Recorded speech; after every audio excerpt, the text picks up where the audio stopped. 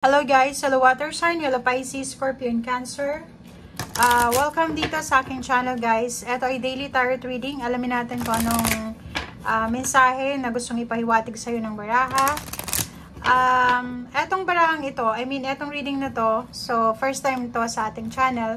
Alamin natin yung mga mahal natin sa buhay. Alamin natin kung yung mga nawala na dito sa mundong ibabaw, yung sumakabilang buhay na, kung ano yung gusto nilang sabihin para sa atin sa araw-araw. So, tingnan natin kung anong gustong sabihin sa atin.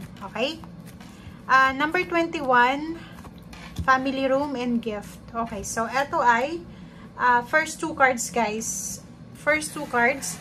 Sinasabi ng barasyo dito, Pisces, Scorpio, and Cancer na posibleng sa araw na ito, may mga kapamilya ka na nangangailangan ng tulong, financial, emotional, or kung ano man to, spiritual, ang posibleng tutulungan mo, or pwedeng ikaw ito. So, pwedeng yung pamilya mo, kasi ito, it's a family room, so home, diba?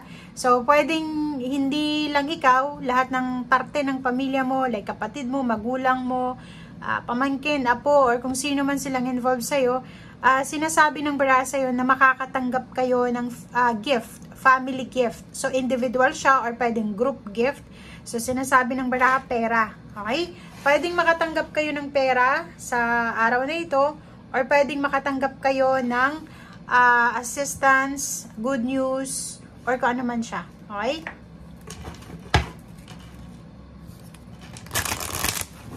Okay.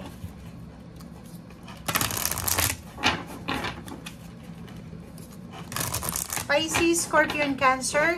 Ito yung baraha. Alamin natin. Ano ba ang mensahe sa inyo?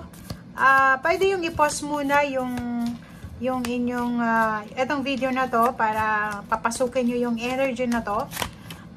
Sinasabi ng barahang ito kung ano yung gustong sabihin sa inyo ng kamag-anak nyo na nasa kabilang buhay na.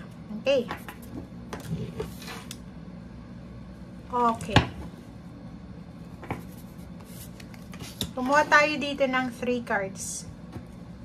Kasi tatlo din kayo eh. Pisces, Scorpio, and Cancer. So, kung alin dito yung resonated sa inyo. Okay. First card natin is, as a soul, I can be in several places at once. So, sinasabi sa'yo ng ancestors mo, ng spiritual guides, ng mahal mo sa buhay na wala na dito sa mundo, na pwede siyang kumbaga pumunta or pwede siyang mag-multitask, pwede niyang alagaan ka or alagaan kayong buong pamilya, parang ganun. So pwede siyang makapunta free sila, malayang-malaya sila, magagawa nila kung ano, as a soul daw, magagawa nila kung ano yung gusto nilang gawin sa buhay. And yung iba din sa kanila ay parang masaya sila, healthy and happy. Okay?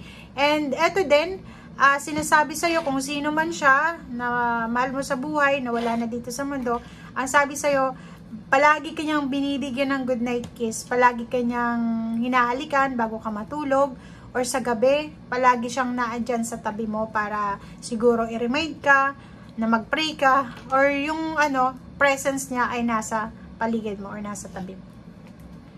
Okay.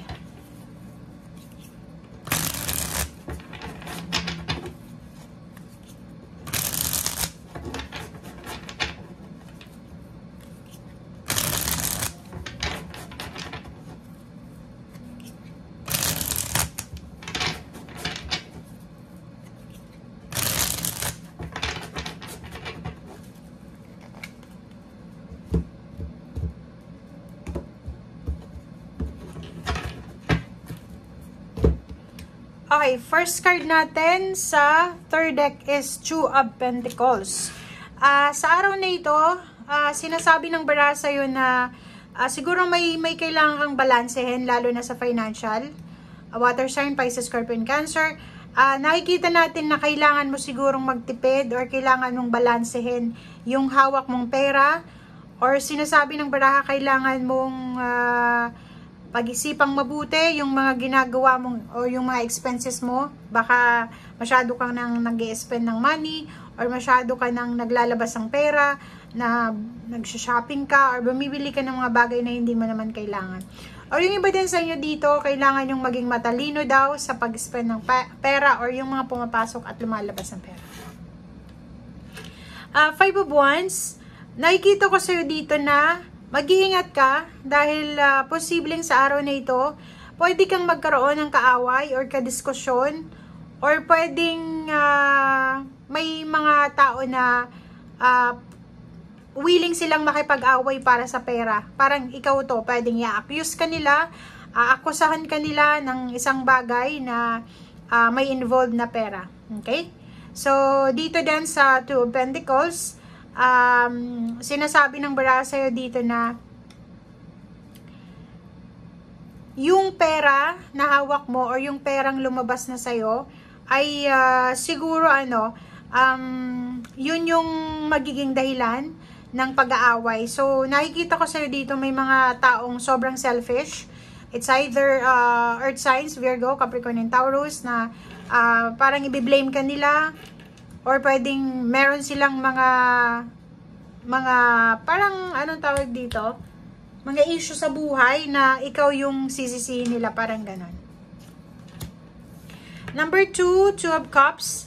Nakikita ko rin sa'yo dito na mag-iingat din yung iba dahil may posibilidad na mag-away yung mga mag-aasawa, magkarelasyon, or kano pa man.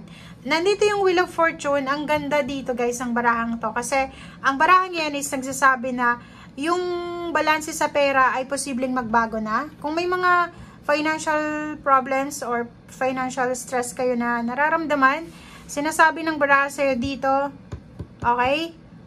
Sinasabi sa'yo dito ng baraha na posibleng makaka-recover ka. May mga financial stress ka or issues dito na makaka-recover ka.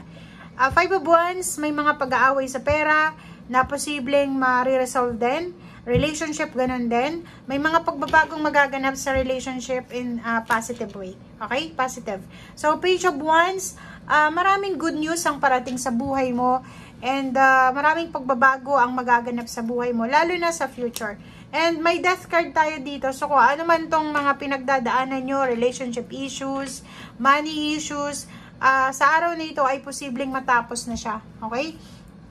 Like for example, Nine of Wands, pagod na pagod ka sa trabaho, pagod na pagod ka sa negosyo mo or sa relationship mo, sinasabi ng baraha na posibleng sa araw na ito may solusyon, may resolution, may answers, or parang yun na nga, kung ano yung dahilan ng exhaustion mo, ng pagod mo, ng inis mo, ng galit mo, ay posibleng masettle yan. Ang Hierophant is nandito. Maraming tao siguro ang hinahanap ka para hingan ka ng tulong. Or maraming tao siguro ang nangangailangan ng tulong, parang ganun. So, comment down below if you are resonated. Or kung ikaw yung kailangan ng tulong, may kailangan ng tulong, mag-reach out ka. If may mag-reach out sa'yo na humihingi ng tulong, tulungan mo sila. Okay? Thank you guys. Bye!